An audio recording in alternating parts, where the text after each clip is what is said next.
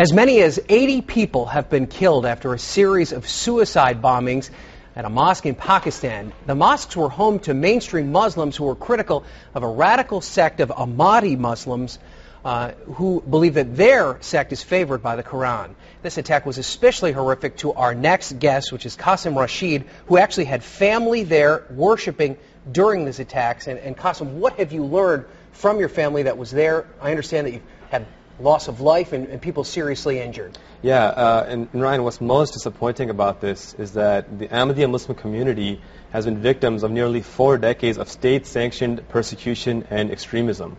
And what we've learned is something that we've known all along, that when you have a government that has restricted freedom of expression and freedom of religion, you're essentially creating a breeding ground for these type of extremists to exist in the first place. Do you think it's difficult for those of us in the United States to understand this?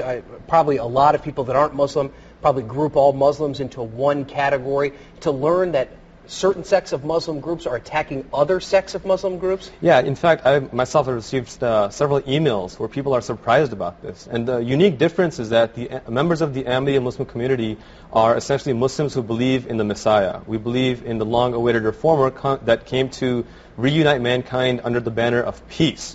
And oftentimes, people don't know the difference. And so, again, the unique aspect is that as Muslims who believe in the Messiah, we reject violence. And as I mentioned last time I was on here, that rejection of violence is one of the reasons why these types of laws were passed against us in the first place. So what must it be like? You've told me before that you've been to this mosque before. Was it always nerve-wracking for your family to go and openly worship in a way that was opposed to what the government and this radical group believed was okay? Well, certainly that threat is always there. And since 1984, they've actually made it a criminal offense for Muslims who believe in the Messiah to worship openly. So whenever you go out, you know that consequence could be there. And as a result, you take extra precautions. In this particular scenario, from what I've understood, we had security on staff, but this was such a coordinated attack that they took out the security right away. Okay. Well, our thoughts are with you and your family, and good luck with as you start to sort through this terrible tragedy. Thank you so much. All right.